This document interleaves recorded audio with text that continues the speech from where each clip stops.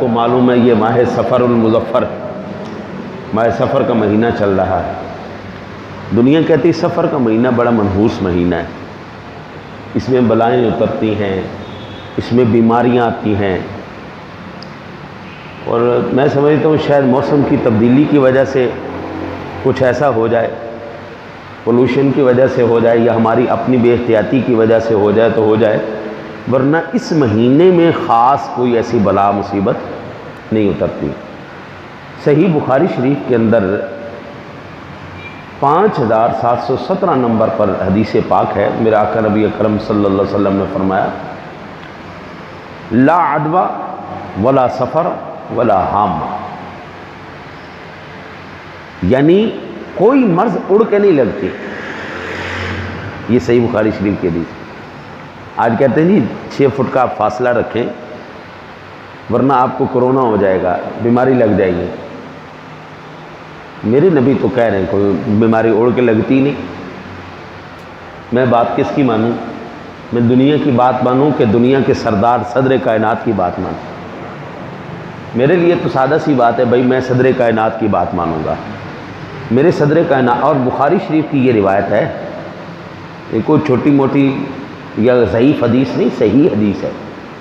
یعنی حضور فرماتے ہیں نہ تو کوئی مرض اڑ کر لگتا ہے، نہ سفر کوئی چیز ہے، نہ الو کوئی چیز ہے۔ وہ بعض لوگ کہتے ہیں جی جس گھر میں الو ہو یا جہاں الو بیٹھا ہو وہاں نحوست ہوتی ہے، منحوس ہے جی، الو منحوس ہے، یا الو بولے تو یہ نحوست کی نشانی۔ حضور فرماتے ہیں یہ سب جھوٹی باتیں، غلط باتیں، اس میں کوئی حقیقت ہے ہی نہیں۔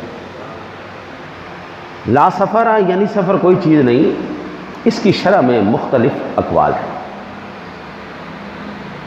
محدثین کرام نے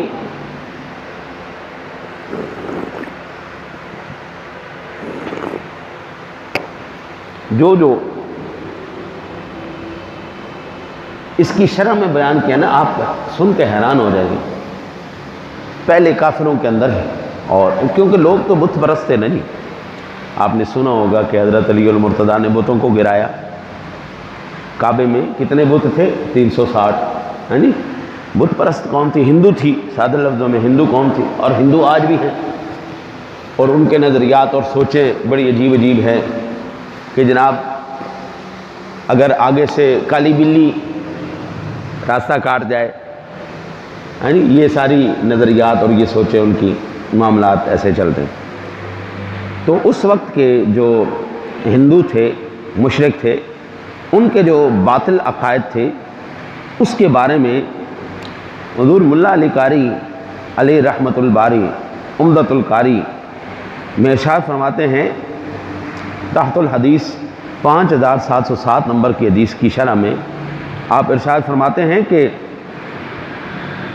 اہل عرب کا عقیدہ تھا کہ پیٹ میں ایک سانپ ہوتا ہے، پیٹ میں ایک سانپ ہوتا ہے جس کو سفر کہا جاتا ہے۔ جب انسان کو بھوک لگتی ہے تب وہ پیدا ہوتا ہے اور انسان کو تکلیف دیتا ہے اور بیمار کر دیتا ہے۔ اسلام نے اس عقیدے کو باطل فرما دیا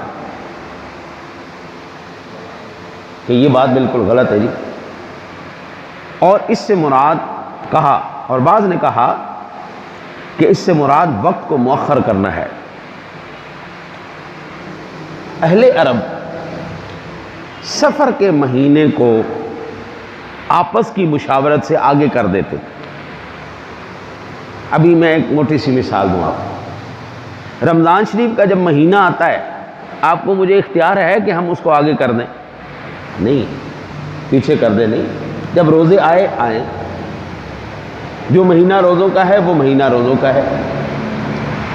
اہل عرب کیا کرتے تھے کہ سفر کے مہینے کو آگے، یہ مہینہ سفر کا نہیں ہے جی، ہم 2 مہینے بعد 3 مہینے بعد سفر کا مہینہ شروع کریں گے۔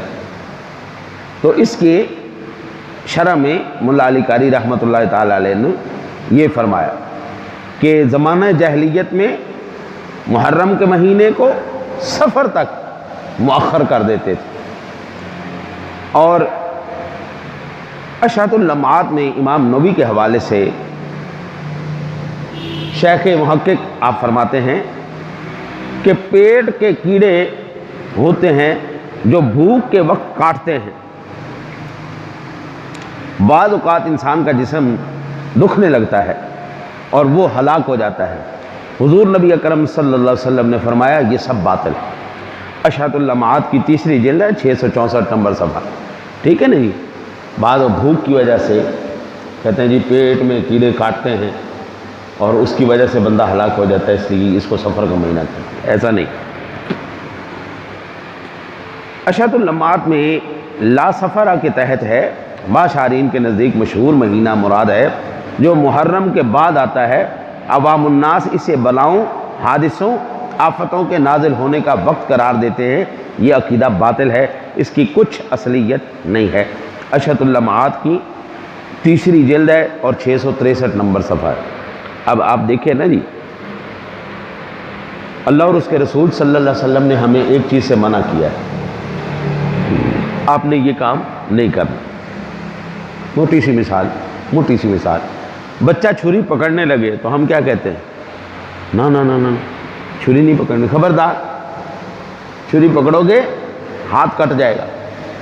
میرا چھوٹا بیٹا ہے نہیں، اس کو میں منع کرتا ہوں چھری سے تو نہ کاٹا گا، اس کو بڑا شوق ہے چیزیں کاٹنے کا، وہ جب بھی چھری پکڑ کے کاٹنے لگتا ہے وہ اپنی انگلی کٹا بیٹھتا ہے، اور پھر جب روتا ہے پھر میں کہتا ہوں میں نے تجھے منع نہیں کیا تھا، یہ کام نہیں کرنا، چل جا ماں سے گیا پٹی کرے۔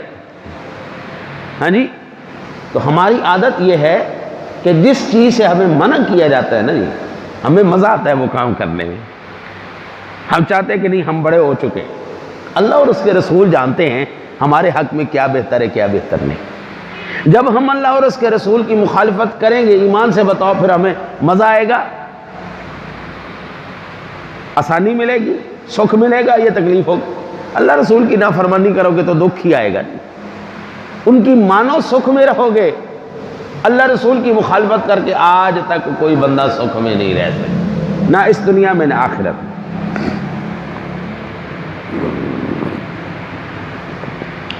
شارح بخاری مفتی شریف الحق امجدی رحمۃ اللہ تعالی علیہ القوی، نزہۃ القاری، یہ ہے بخاری شریف کی شرح، اس میں فرماتے ہیں عرب والوں کا دستور تھا کہ لڑنے کے لیے کبھی محرم کو سفر قرار دے دیتے، محرم کو سفر سے بدل دیتے، سفر کو محرم سے بدل دیتے۔ ایک قول یہ ہے کہ وہ پیٹ کی بیماری ہے جس کا، جیسا کہ امام بخاری کے باب میں انہوں نے ذکر باندھا ہے کہ بابو لا سفر وہو داء یأخذ البطن، اور یہ بھی ہو سکتا ہے کہ کچھ لوگ سفر کے مہینے کا منحوس سمجھتے ہیں، اس کی نفی فرمائی۔ نزہۃ القاری کی 8ویں جلد ہے، صفحہ نمبر 254 ہے۔ مرآۃ المناجی میں ہے کہ بعض لوگ سفر کے آخری چہارشنبہ کہتے ہیں بدھ کے دن کو، یہ اب آنے والا ہے نا جی بدھ کا دن آخری، تو اس دن کو خوشیاں مناتے ہیں، اور وہ کہتے ہیں کہ بدھ کو خوشیاں مناتے ہیں کہ منحوس شہر یعنی مہینہ، شہر مہینہ، منحوس شہر یعنی مہینہ چل دیا، یہ باطل ہے۔ مرآۃ المناجی کی 6 جلد اور 257، یعنی چل دیا سے مراد چلا گیا، یہ ہندوستانی جو ہے نا جی انداز گفتگو اردو، وہاں پر کدھر چل دیے، کہاں چل دیے، تو قبلہ بھی ہندوستانی تھے، لہذا اس لیے انہوں نے یہاں پر ذکر فرمایا کہ سفر کا مہینہ شہر چل دیا یعنی چلا گیا۔ آخری بدھ کو لوگ خوشیاں مناتے، لو جی سفر کا مہینہ چلا گیا، منحوس مہینہ تھا، بیماریوں کا مہینہ تھا، بلاؤں کا مہینہ تھا، اس مہینے میں شادی کوئی نہیں کرتا۔ عام روٹین میں آپ کو پتہ لگے گا، نہ محرم میں کوئی شادی کرتا ہے، نہ سفر میں شادی کرتا ہے کوئی، محرم میں شادی بھی نہیں کرتے، سفر میں بھی نہیں کرتے۔ محرم کا مہینہ تو چلو سمجھ میں آتا ہے کہ اہل بیت طہار کے ساتھ جو ہے اظہار غم، اس مہینے میں آپ کے اوپر مصائب و آلام ہوئے اور تکلیفیں آپ نے برداشت کی، قربانی آپ نے پیش کی، تو بندہ اظہار یکجہتی کے لیے نہ کرے، ٹھیک ہے، محرم کے مہینے میں بندہ احتراماً نہ کرے، لیکن کر بھی لے تو کوئی مجرم نہیں ہے، پہلی 10 تاریخ کو نہ کرے، بعد میں جو ہے وہ 15 کے بعد کرتا رہے، 20 کو کرے، آگے دنوں میں کر لے، ٹھیک ہے۔ لیکن احتراماً اگر کوئی مہینے میں نہیں کرتا تو ٹھیک ہے، اہل بیت کے ساتھ اظہار محبت ہے، یکجہتی ہے۔ لیکن سفر کے مہینے کو کیا ہے؟ سفر کے مہینے میں تو کوئی ایسی بات نہیں ہے، ٹھیک ہے جی، اللہ آپ کی خیر کرے۔ فتاوی ہندیہ میں ہے کہ اس جماعت کے متعلق پوچھا گیا جو سفر میں سفر نہیں کرتے، نہ کوئی کام شروع کرتے ہیں، جیسے نکاح، دخول، اور اس نظریہ پر حضور نبی اکرم صلی اللہ علیہ وسلم کا فرمان بطور دلیل لاتے ہیں کہ جو سفر جانے کی خوشخبری مجھے دے اسے میں جنت کی بشارت دیتا ہوں۔ کیا یہ باتیں صحیح ہیں؟ کیا سفر کے مہینے میں نحوست ہے؟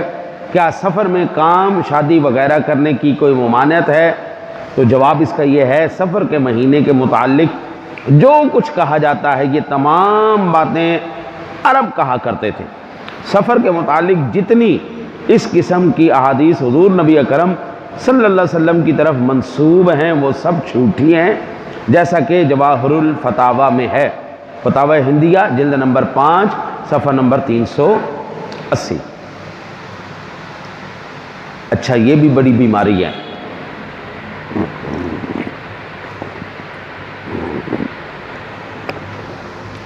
لوگ نا جی وہ بات جو حضور نے نہیں کی، وہ بھی حضور کی طرف، لائٹیں جلا دو پیلی بند، وہ بات جو حضور نے نہیں کی وہ بھی حضور کی طرف منسوب کر دیتے۔